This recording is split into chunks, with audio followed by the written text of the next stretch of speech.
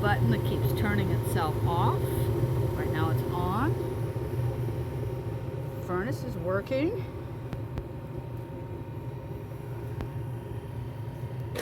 Furnace under my stove. 4 1-inch intakes. 4-inch out.